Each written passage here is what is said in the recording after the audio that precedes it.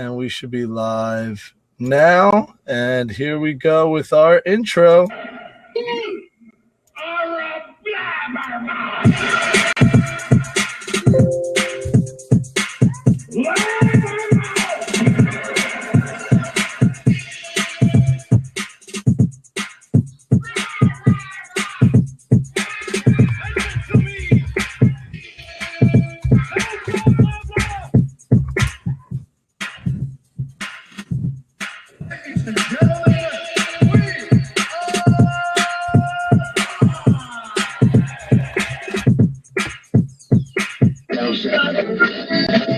I do not say blah, blah, blah.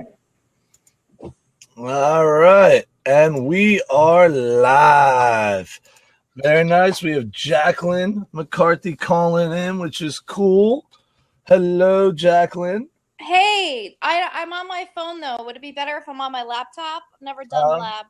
Right now, you are a little shady looking at you, but we hear you perfectly, so that's fine. Let me see if I can, yeah, because I can, let me see if I can connect from my laptop because I'm on my phone. All right, well, I will make you a host so you could just call in and you'll join in whenever you get back, all right?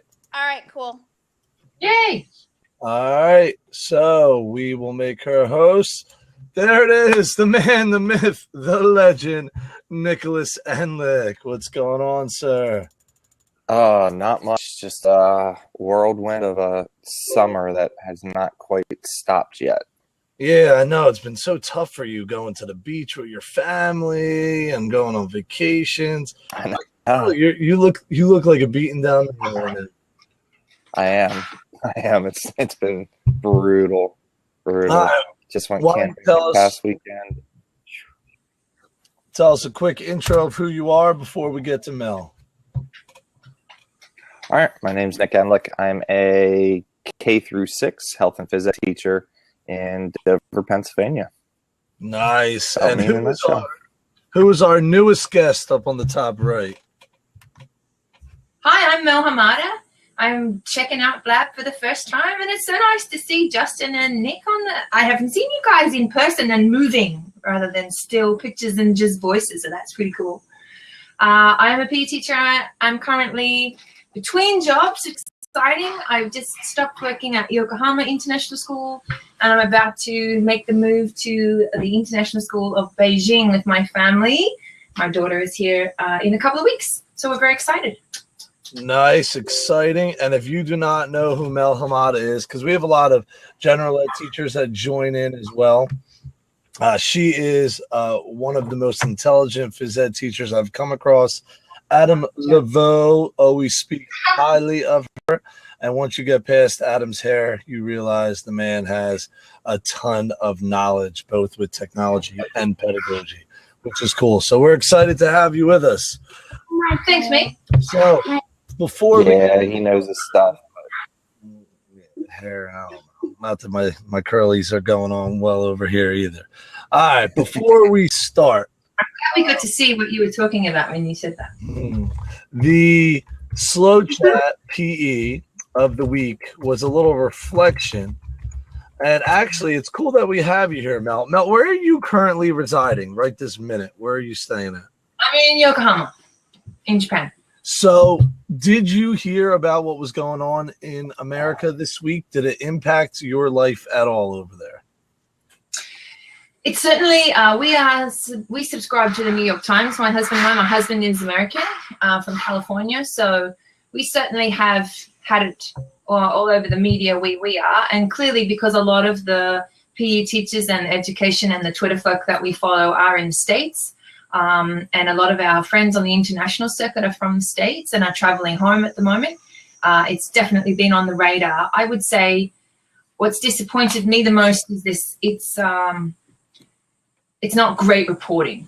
I think the New York Times is doing a better job, but it seems to me that it's very innuendoed and lots of finger pointing stuff rather than, and I'm not quite sure that there is anything more you can say, but I was really impressed with the video that I think Nick posted this morning, the CNN video of people coming together and uniting, and that was so lovely to see that more is happening. there's certainly been some interesting posts on Facebook about white people needing to step up. And I thought that sort of hit me a little hard because I think I'm still processing what's going on. But I would say there's definitely more going on where you are than where we are. How is race over in Japan? Because again, I know my little town and sort of my state, and that's about it. How does race affect anything over there with your students or your teaching? That's a hard one, Justin. I can't speak for everyone here, clearly. But as a white Australian teaching in Asia, we've been working in Asia now for 10 years. It's important to remember that the international school is a little bit of a bubble because it's very mixed in its gender makeup or nationality makeup, I should say. So we have about, I would say, 30 to 40% of our nationality is Japanese or comes from a blended family. So it'll have one Japanese parent and one non-Japanese parent. And then the rest of the population is made up of lots of nationalities. I think at the moment our school has about 40 to 50 different nationalities in its makeup of about 700 students. Wow, that's quite diverse. So does everyone seem to get along and accept the differences for the most part? For the most part, if there's an issue, it never seems, from my perspective, and I'm not always in the middle of those issues, it doesn't seem to be race related. Yeah, so it was wild here. Nick, anything to add before I want to talk about that one part of my blog? What any thoughts of this week? I mean, it's like I said, we were away over the weekend and just trying to catch up and read up on the news and just try to process just everything that's happened within the last week. I don't know, like there's part of me that was just speechless over just the crazy acts of violence that have been going on. And there's just, in my mind, I just can't fathom what reason there could possibly be for it. So for me, it's just really just hard to wrap my head around, like, why and how these things happen and are occurring. And I don't know. It's tough to just process and think about. Yeah, I think that's the hardest part. I mean, I watched the first video and that was absolutely brutal. I saw the second one, you're overwhelmed with everything. And then next thing you know, the Dallas shooting went on and that was just absolutely wild. I mean, the whole thing was just too much. So, but we've talked about that a lot, and this show's really not about that. I did want to bring up one thing, though. What did you think about the Dallas PD sending in a robot to blow up a sniper? Did that strike you as wild, or was it just that's what it is, and then he deserved it and move on? I guess the wild part to me is, the fact that, and I mean, I guess we shouldn't be surprised, I guess, to a degree, but how similar police action and it looks like military action. You know what I mean? Like a lot of the same procedures and things, that the military uses, our police are using within our own borders on our own people. I think that was kind of what was, wild to me is, that's, I mean, I know they use them to protect themselves from, bombs and suspicious packages and all that sort of stuff. But this was kind of took it to a different level, I think. But I guess in the end, from what I read and watched was, trying to find a way to end the conflict. And they had to come up with something, I guess, different for that situation in order to do so, to, in what they felt was the best way to protect the lives of everybody in that situation. Yeah, and Kim was talking about the guy threatened to do more and wanted a black negotiator to come. I didn't see any of that. So again, it's kind of open. in general, if that was the case and they were worried about more, and she said that came from CNN, then I kind of understand it, you know, because you're not going to put another police officer in peril or danger. That's just stupid. I get that. On the other hand, if they could have waited longer, I mean, wait him out. So, you know, he would have needed food eventually or water. So you could wait him out. So, yeah. And if he was shooting, there we go. Aaron saying he was still shooting. So, again, if he's a danger, I get it. But it was definitely striking that on American soil, they killed an American person. I mean, I guess that they were the judge, the jury, and the executioner in this case. And that's what's a lot of striking. Yeah, and I know just not to keep this going, but I mean, I know before in past there was a locally here, probably within the last year or two, they definitely had to use deadly force on a man who was held up hostage in a house. He had one or two hostages or something with him, and you know he had several weapons that he was shooting, you know, out at police, and eventually they were able to, you know, obviously end the situation, but it had to be with deadly force. So I know it's not really their first choice of action, but I guess sometimes it's, you know, the only course. Yeah, it was something to think about. All right, Jacqueline, anything to add before we get to education stuff? Well, I was just gonna say, taking the race card out of it for a moment, I think when you are hit with your first situation, like a panic situation, you don't really know how you're gonna react. So I think that would particularly hold true with young police officers. But I was reading an article in the New York Times a couple days ago that actually suggested the opposite, that it was the older police officers that were having a hard time, I guess, transitioning to the new police tactics. But I don't know. I just feel like in a panic situation, you never know how you're going to react. And that, you know, better police training for situations like that is probably needed. Yeah, something's got to get done, because I mean, there's multiple ways to take somebody down. We have tasers, we have different maneuvers and holds that we could go. I don't know. In general, shooting somebody seems like it should be the very, very last thing, and it's not in these cases. Just funny story, when my dad and mom first got married, apparently my dad and mom were walking down the street and a big Doberman pinscher came running at my parents, and my dad literally picked up my mom and put my mom in front of him. Like, what? So, yes, that's how my dad reacted. So you know, so when push comes to shove, I'd rather have my mom with me. So I'm saying, like, you never know until you're in that over. So I'm not justifying, but I think I'm a big supporter of bigger. How do you practice for a scenario like that so you know how to react, so you don't overreact? Yeah, so you don't throw your wife in front of the dog. Absolutely. That's a true story. That's funny. It is interesting though, as an international person that's looking at what's happening in the States, it's clear from the people that we know who are visiting the States at the moment that the spaces that they're in right now are really different from just last year. People are more nervous. They're feeling a bit more frightened. There's a feeling that fear is controlling a lot more of what's happening in spaces. And as a person that feels connected to the States, there's a lot of conversations here about, well, will we look at sending our kids there to study? Will we look at, you know, it's a culture, it's a gun culture that makes us very nervous, and a fear culture that makes us quite nervous too.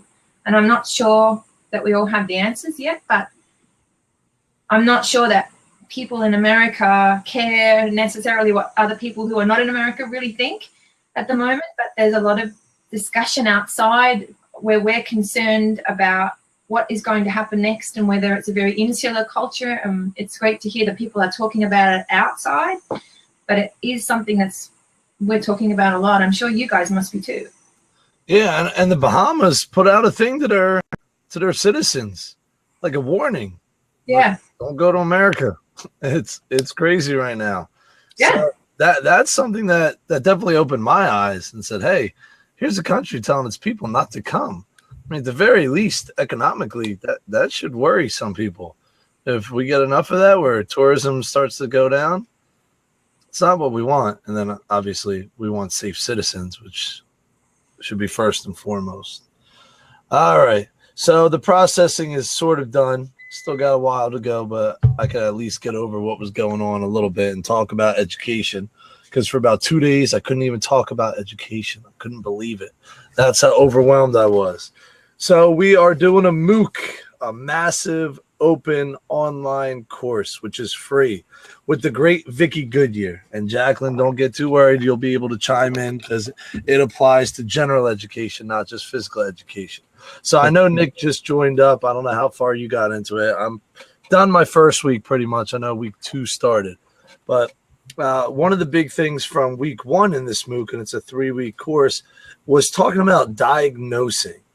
And here's the part that I thought was really cool when it talked about diagnosing. It had 3 parts on how you're able to figure out what to teach in your class, based on the class's ability.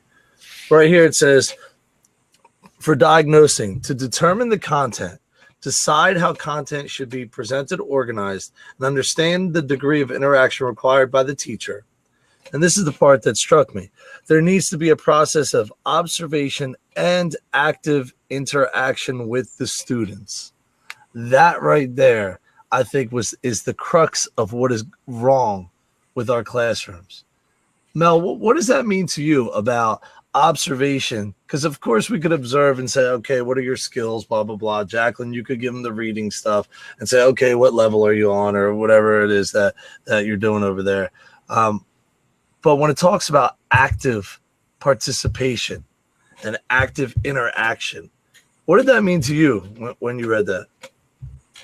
I think for me, I was starting to think about specific, because I'm not teaching at the moment, we're on summer break, so I was trying to think back through recent units and think about, when I'm watching my kids, what am I actually looking for?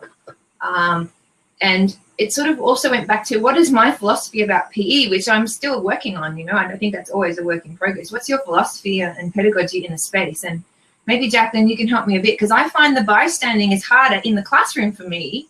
When kids are behind their laptops or they look like they're engaged, how do I check that they're actually engaged with the content or the learning that I want them to be doing? But I find in PE, I think it's challenging for kids if you've set up an activity that is small-sided and small groups, and you've set it up with specific learning outcomes that you want kids to be able to achieve. It should be hard for them to hide in plain sight. That's how I feel. And if you as a teacher can go and empower kids to be coaching and checking each other, and you can go around checking the content with them and engaging in conversation with those groups and watching what's happening, and empower them to come and ask you questions along the way.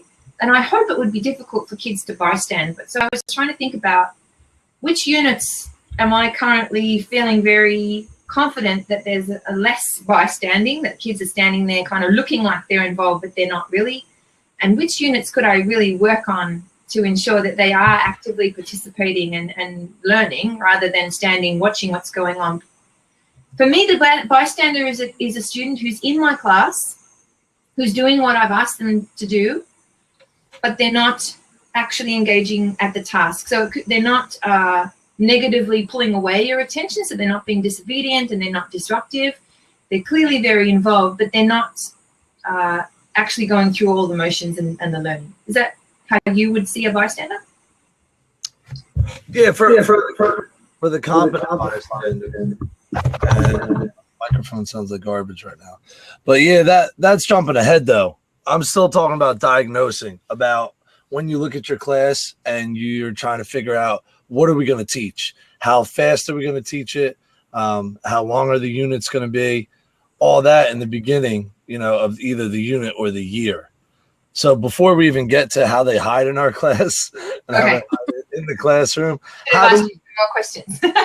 You jumped ahead one more. So Jacqueline, how do you go? Because every year it's going to be different. Your kids are going to come in with different prior knowledge, a different base. So when you're sitting there, how do you sit there and go, okay, this is what I'm going to teach. This is how fast I could skip this. I have to go review that. They have no idea about this. How do you do that with not just testing, but active participation with them? Well, the two classes I currently teach are very different. One AP class, it probably goes against everything you've ever been taught as a teacher. With AP, at some point you move on, even if the kids don't get it. So I guess I won't speak to that class. But my civics class is interesting. I'm in a brand new school this year, and my civics class is a graduation requirement, and it's a half-year course. So I have everybody in that class. So it's very mixed abilities. So I've designed the class to be project-based, so when kids are doing tasks, they get to choose what they're good at. So it's not a writing or math intensive course. So I don't know. So for me, I diagnose by trying to spread the wealth in the class and trying to get kids in niches where they're comfortable, so that they're working on. There's a lot of like writing, but if you're not a writer, you can be a performer, and if you're not a performer, you can be making a video. So I don't know. And for example, I had a kid this year who probably, I don't know if I should say this, he's about to graduate, and I would put him as a 5th grade reading level. And he wrote an editorial because he's really into hunting. So he wrote an editorial on a bear hunt, and he was really proud of it. And it was probably the best work that he could do.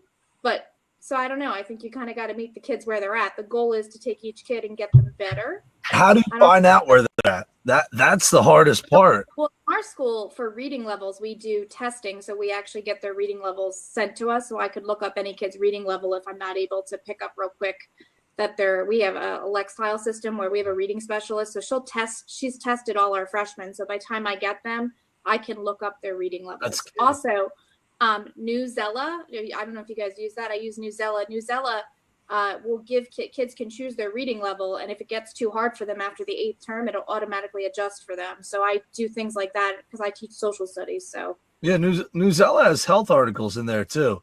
Newzella's cool stuff. Nick has the worst connection in the world. By the way, I'm on my phone. I couldn't get it to connect from my laptop. It kept saying error, so I can't like really. No, I was muted. My iPhone, so I apologize if people are commenting below. I can't. I can't respond on my cell phone. If you're on your phone, you could hit show comments. There's a thing. Yeah, I can see the comments, but I feel like if I'm pointing, I'm gonna be like, I don't know, because anyway. So whatever works. All right, Nick. In order for you guys to be able to see me, I can't really type. So true. I had myself muted there. Can you hear me now?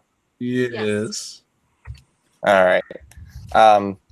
Yeah, I mean, going along with what Jacqueline was saying, trying to meet your students where they're at, I think, and I know this might not be actually answering the question, but that's why I think having that student choice and student voice is really important, because it gives the students that opportunity to, like,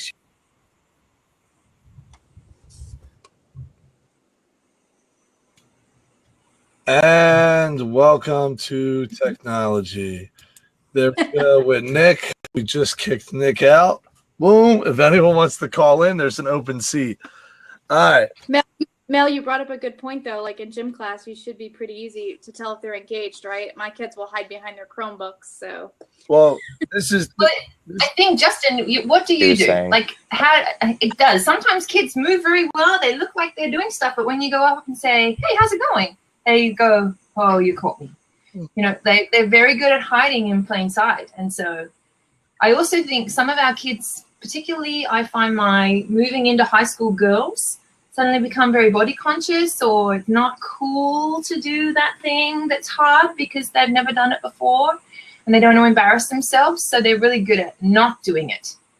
And so it's also trying to grab kids who I think have more potential than they realize and empower them to have a go. What do you do, Justin? Are you talking about for the competent bystander part? Well, no, I'm talking about how do you diagnose? When you come into the beginning of the school year, is everything already in place for you? You know what you're going to teach all year, or do you get to make that choice? I get to make the choice because I'm a single teacher. So I'm my whole department. So I get to make a choice, whatever it is, which is great for 90% of the time. Like if I go to a conference, I can pull it in right away. And the other good part of that is I've taught every kid since they entered the school. I have a pretty good idea of where everyone is before they even enter my class. Unless over the summer they've made this gigantic leap or they got a personal trainer or something is going to cause them to be an outlier. In general, I have a pretty good idea of what they can do.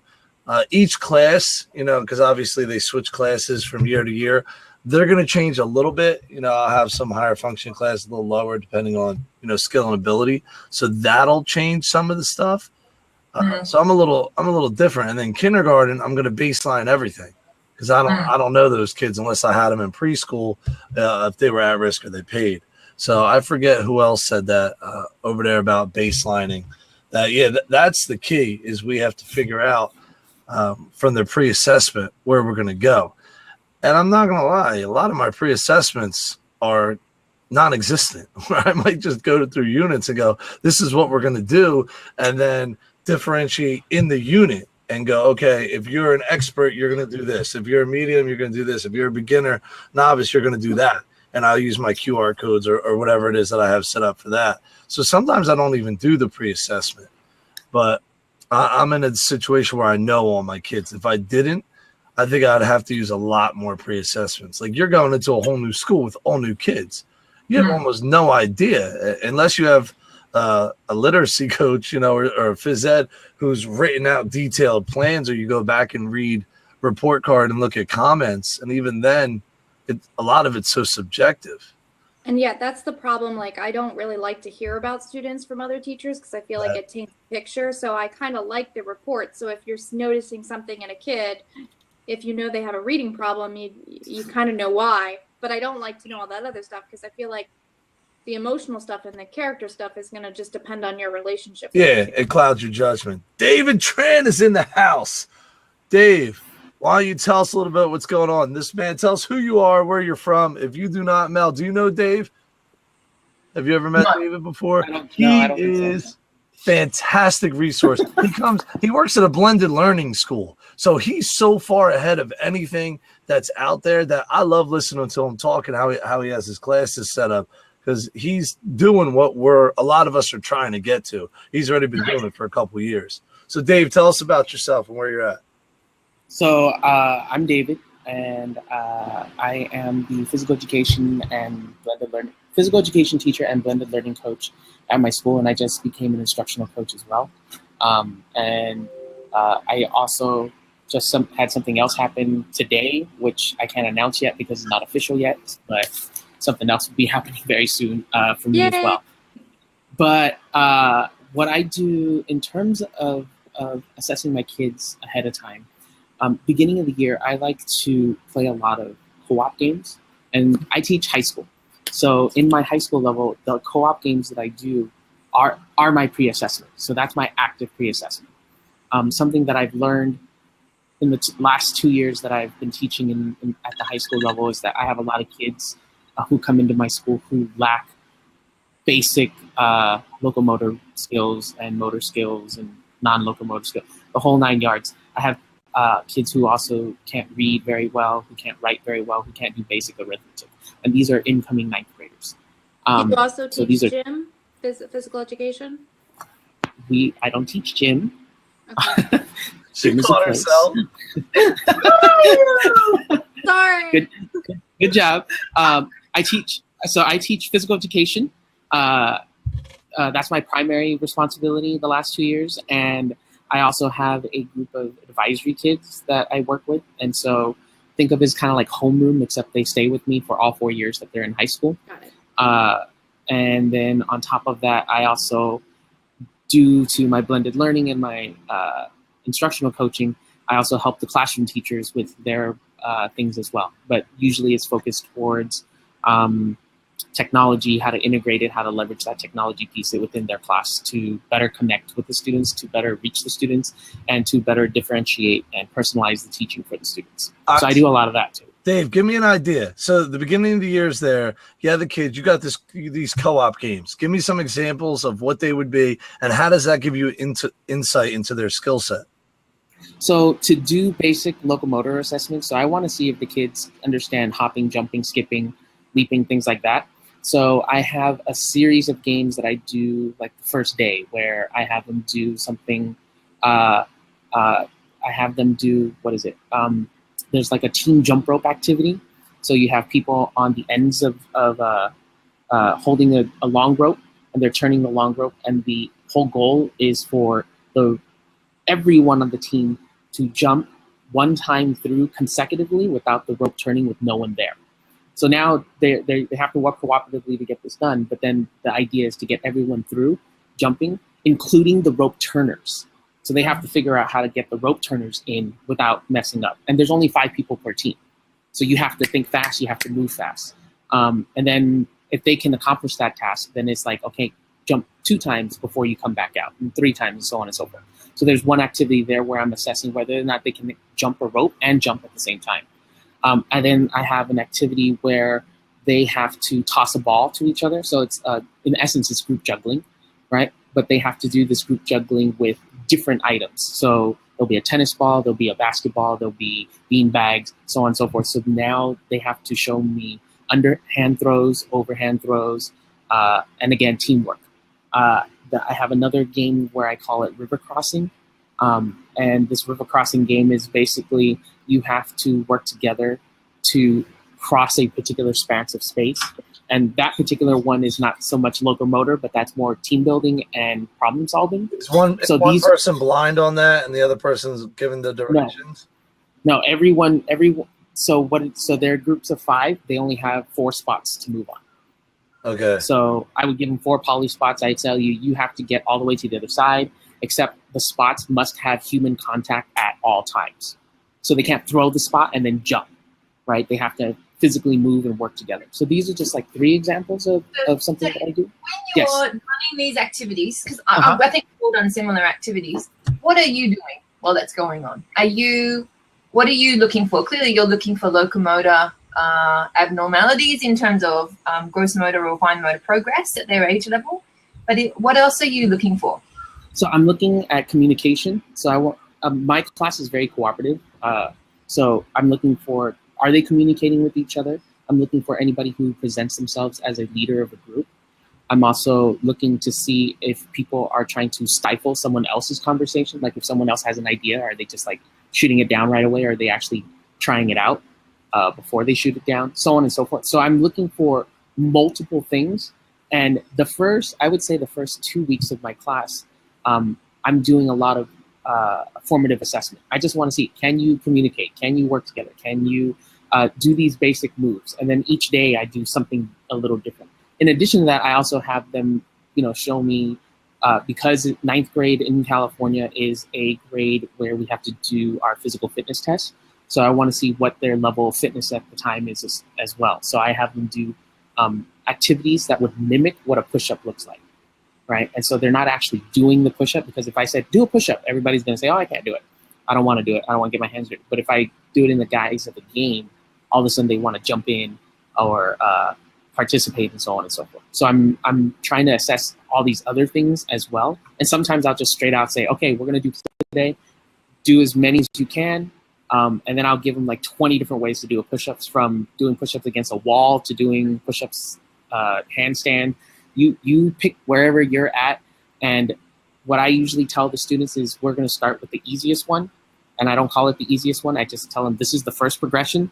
Everyone does this. Okay, if you think you're ready for the second progression, move on to the second progression, so on and so forth, until eventually someone drops out. And I will make sure that I'm demonstrating. And if I get to a progression where I can't even demonstrate it, I'll pull out a video for them so they can actually see someone being able to do it. So, but for the most part, I can pretty much do the push-ups that I'm asking them to do, because I don't like telling them to do stuff that I can't do myself. So now you're taking notes on all this, on all the kids while you're doing it? Yeah. So we are a blended school. So I have an iPad. I also have my laptop. So I basically just have an open spreadsheet with their names down that I pull off of our grade book. And I just put in what is it that I'm looking for, what am I looking at, and I just plug in. And it's real simple. It's just like a checklist. Did I see it? Did I not? Did I see it? Did I not? If I didn't see it, it's going to be blank. If I saw it, I just mark it off. And so that kind of, yes. How does that? As a social studies teacher and someone who hasn't had to be in gym class for a very long time, if a girl can't do a push-up very well, like in a classroom, if I noticed that a student couldn't do a skill very well, I would, like, how do you work that? I might be totally off tangent here, but I was just curious, like, how do you work differentiation, I guess, or like not embarrassing certain students if, you know, push-ups aren't their thing. I don't know. I feel like that's got to be, I'm just asking as an outsider. I'm just curious. Yeah. Physical ability, especially at the 9th grade level, I've learned, because most of my time has been spent in middle school level, and usually 6th grade. Most of my time was in 6th grade. But at the high school level, I've noticed a lot of the kids who come to me with deficiencies came with deficiencies because of one of two reasons. Either students, their fellow peers, made fun of them for not being able to do the skill, or the teacher themselves made fun of them for not being able to do the skill. In my class, I try to focus a lot on the positive. So, like I said, for push-ups, I modify the crap out of push-ups. We'll start off by doing push-ups against a wall, and I make sure that I let everyone know, regardless of your size, regardless of your ability, regardless of your strength, regardless of your gender, regardless of whatever it is you want to pick on, this is you working on you and not someone else working on someone else. I've had really big push-ups against the wall. Yes. The push-ups against the wall, Jacqueline, your 80-year-old grandmother can do those. I mean, there's very little resistance. It's so easy. So when we start like that, I mean, anybody who has any sort of muscle tone at all, I mean, like I said, old people, that's what they could do. So that if you can't do a push-up standing against the wall, there's a lot of issues that you're probably going to end up in an adaptive class and have an OT, a PT, outside services like that, just so you get the understanding. So when he starts there, that's like anybody off the street who sits on a couch and plays video games all day and eats straight garbage all day should still be able to do that with relative ease. So and actually, I'll be honest with you, push-ups against the wall is my second progression. The first progression is push-ups in the air, just like hands out. So you can show me whether or not you even have the right technique for doing push-ups, like are your arms moving in the correct manner and so on and so forth. So Got it. yeah, so I start off very, very basic. I also let people know, regardless of the size, if I have a bigger student who's doing modified push-ups, they are lifting more weight than the students who are doing regular push-ups. So I make that very clear for them as well. And I build it so much so that I don't even let the kids who can do regular push-ups in the beginning do regular push-ups. Everybody has to start somewhere. And when we do that progression, it's like, okay, now you're finding where your for lack of a better term, your personal best is. And so once you find your personal best, that's where your challenge point is. And so everyone has a different challenge point. Nice. And then do you use that to drive your instruction, all the anecdotal notes, everything there, and that's where you know, okay, I could start here, or hey, we got to back up. I'm going to do a fitness unit first to try to get everything kind of pushed ahead and then go. So a lot, our principal pushes database instruction a whole bunch. And so regardless of what I'm doing, whether it's physical, whether it's cognitive, or whether it's affective, whatever it is I'm doing in the class, there has to be data to back up what the decisions I'm making in class. And so when my principal comes in to observe me, that's what she's looking for. She wants to see, okay, you decided to do this at this moment. Why did you decide to do that? Because your lesson plan didn't indicate you were going to do that. And so I have to give her the data that I collected, whether formal or informally, as to why that decision was made. And so she really likes that, and she constantly is telling me to go tell other teachers how to do that. Because a lot of the teachers at my school we're a brand new school, so we have second, maybe third, fourth year teachers teaching at our school. So they haven't been teaching very long. And so she's constantly like, David, go help. And I keep telling them, you realize I'm the PE teacher helping the math, the English, science, and everybody. It's like, that's fine. I tell them to listen to you, they listen to you. So it's okay. Go help them. I'm like, okay. And it goes back to it doesn't matter what your job title is. They find that quick. Jacqueline, you had something? I was thinking as Dave was talking about his activity where he has the two students, I guess, try to get across the river or something. Mm-hmm. I was thinking it would be really cool, and we don't do this enough. I don't think I've ever collaborated with the gym teacher, physical education teacher. I'm so sorry. That's what I called him when I went to high school. I'm sorry. It's funny because the physical education teachers, I was working on a Project Citizen in my civics class in which kids were trying to eliminate gym class, and the PE teachers were really upset And I think I sent them an email where I referred to them as gym teachers, and they were not happy with me. But my point was that I've never thought of collaborating with some of your activities to get kids moving and do the content. So like when they get kind of like the Breakout EDU, Justin, that you shared with me at an ed camp or wherever I was with when I met you, this idea that you could have the activities tied in with the content, you know, to make it kind of like a game. I wonder if there could be more collaboration between my content, social studies teachers, and physical education teachers. I mean, there should be. There should be. That's the easy one, hands down. The problem is, are they going to want to get out of their comfort zone and do it? That's the real question. And if you have somebody worth their weight, then they're going to see, hey, this is an opportunity for us to legitimize ourselves, and then for the other part to bring some new content in. So that's hard. Mel, you were busting out a bunch of questions over there. Why don't you tell us a little bit about what's going on? For me, like I listened to David, you said that one of the things that you're looking for when you're diagnosing is based on certain things that you have to measure. So you said your grade 9s have to do a fitness testing? Yes. Right? So for me, I don't have any of those constraints. I don't have things that I have to report on for my students. I have an assessment that I'm working in with the IBO, the Middle Years Program, MYP, and we have 4 distinct assessment areas, but none of them are leveled to anything. So I'm not trying to diagnose whether students are meeting a certain standard or not, which I know is a different way of thinking.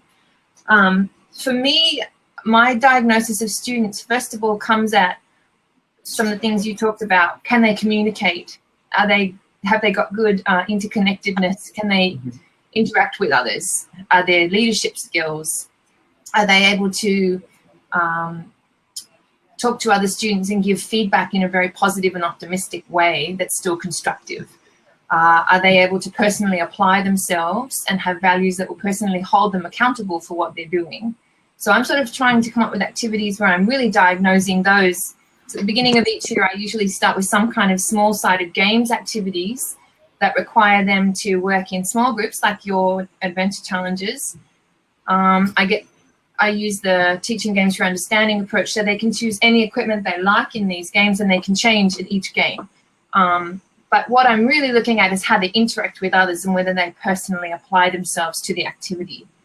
And just trying to see whether they have those skills before we get into leveling up and making things more challenging for them. Because I feel if some of the kids aren't going to break out and start chatting and communicating, or they're not personally involved in the activity, then there's the conversations I need to have straight away to make them hopefully more confident. But when I'm taking my notes, I am the person that gets to decide what that is, because I don't have a leveling system. How about you, Jacqueline? When you're looking at kids, clearly you have a reading or an arithmetic or writing standard that you are measuring or trying to think about where your kids are at when you're differentiating work. But when you come in as the teacher to the first week of classes, and I don't know whether you have all that information in front of you, how do you start off your first lessons? Are you looking at academic checking, or are you looking more at interpersonal and personal skills? For the first couple of weeks, I'm just doing relationship building, and I'm a social studies teacher, but I don't teach chronological history, so I have a lot of flexibility in teaching skills. So, and also because I'm not a tested area, I can kind of choose what skills I think are important. I'm really lucky in that way. So for me, I teach economics and government. So for government, I feel like, what does a high school kid need to know whether they're going to college or not going to college? They need to understand how our election process works, right? They need to know how to register to vote. They need to understand the difference between right-left politics. And it'd be nice if they knew a little bit about our Constitution, right, at the bare minimum. So that's the content that they need to know. But really what I emphasize is skills. So I design projects, simulations, and PBL so that the kids can choose what they want to do. So for example, a project that the kids really like is they form their own political parties. Then they write their own political party's platform as a group. They have a whole week in class to write their platform as a group, and they all have to agree. And then after that, they get 2 weeks of class time to plan their conventions, in which they need a keynote speech, an acceptance speech, a nomination speech. They have to create videos. They have to create decorations. They have to, create agendas and all that stuff, but how they put it together. So each kid has to sign up for 2 tasks. So if you're really good with technology, you'll take on the video piece. If you're really good at writing a speech, you'll write the speech. If you're really good at giving the speech, you'll be practicing. So I don't know. I'm not a tested area.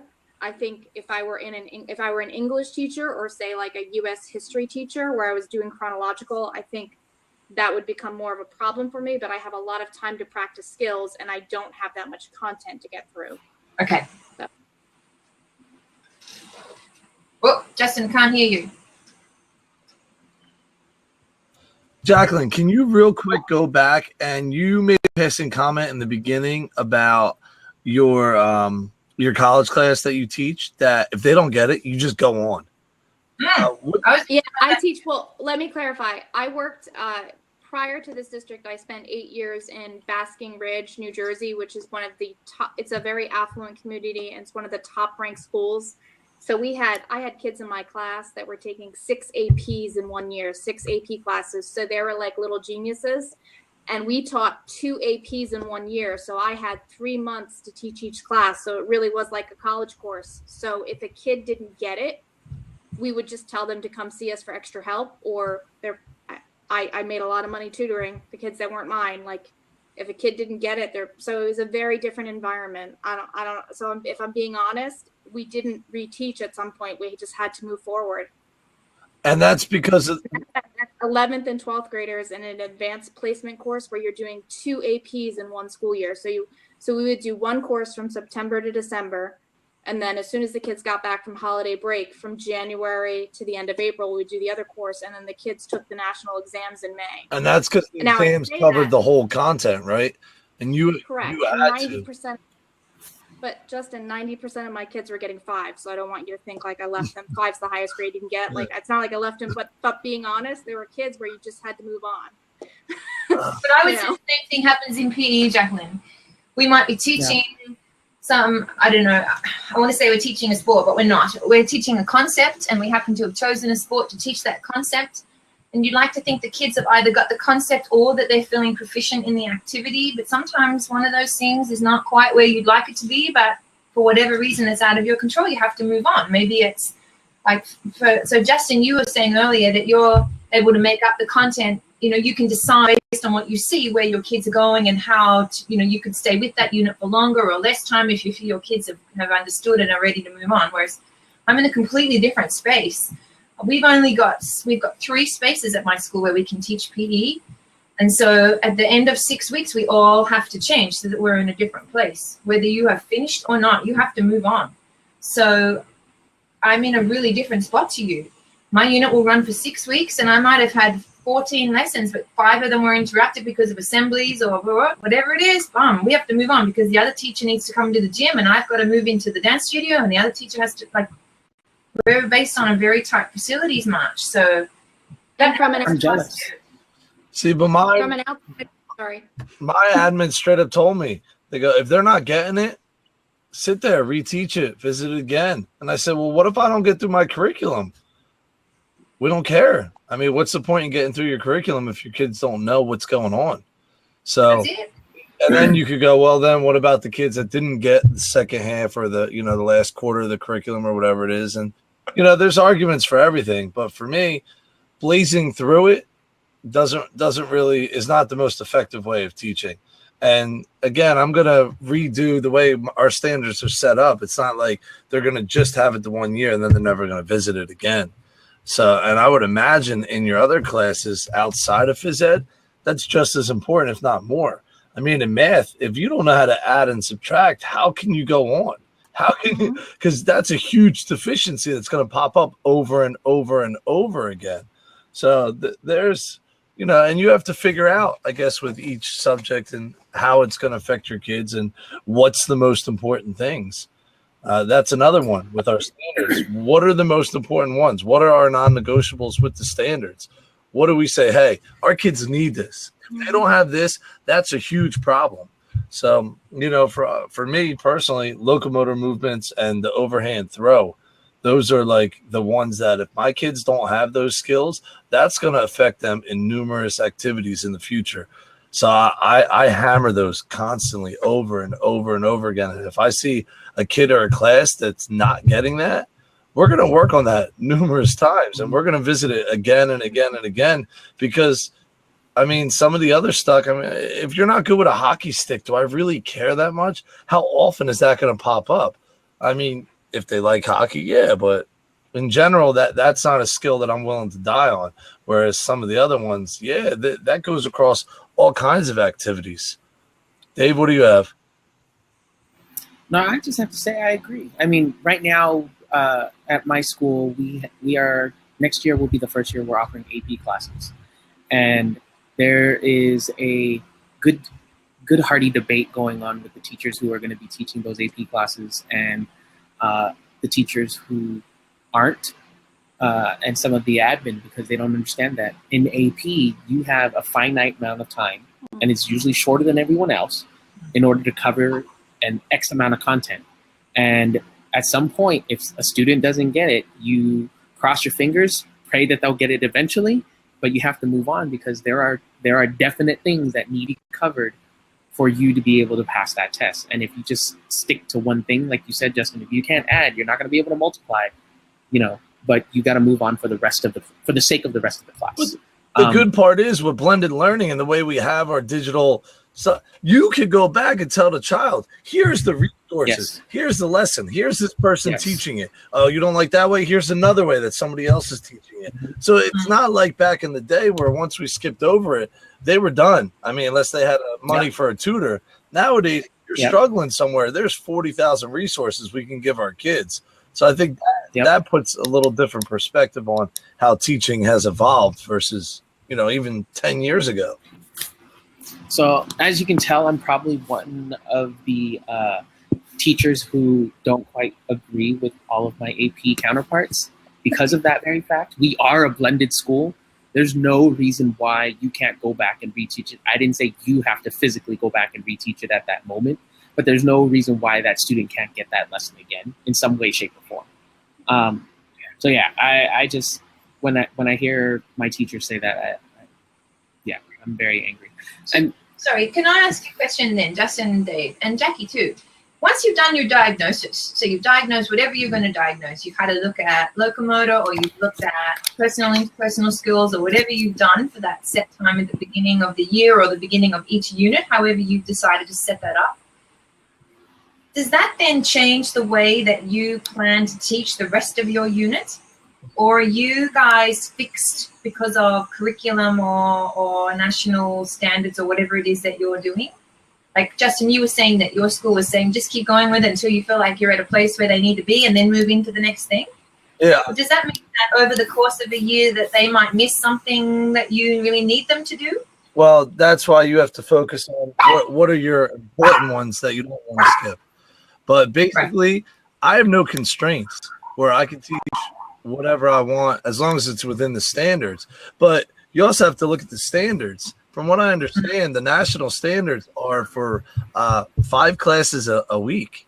So you can't possibly teach everything in depth. So you have to pick out the ones that you think are really, really important and then go from there. Just like, I don't know, any other to-do list that you'll ever make.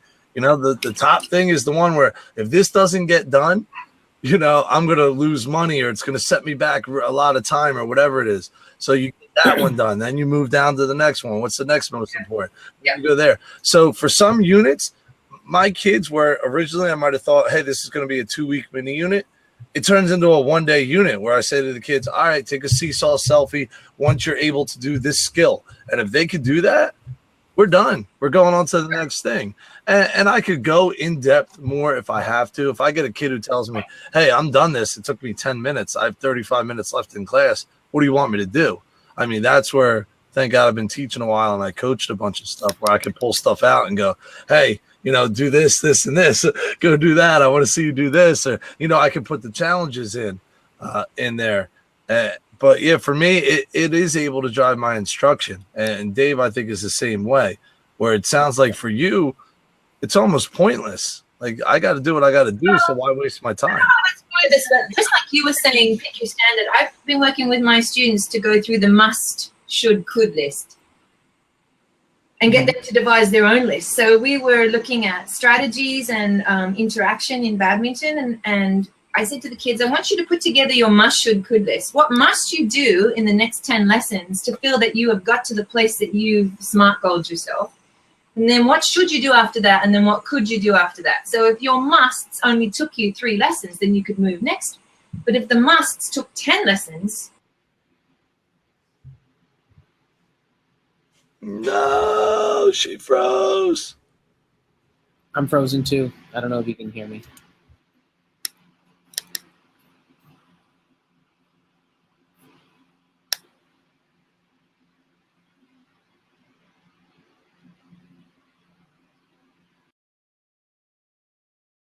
Then that's okay.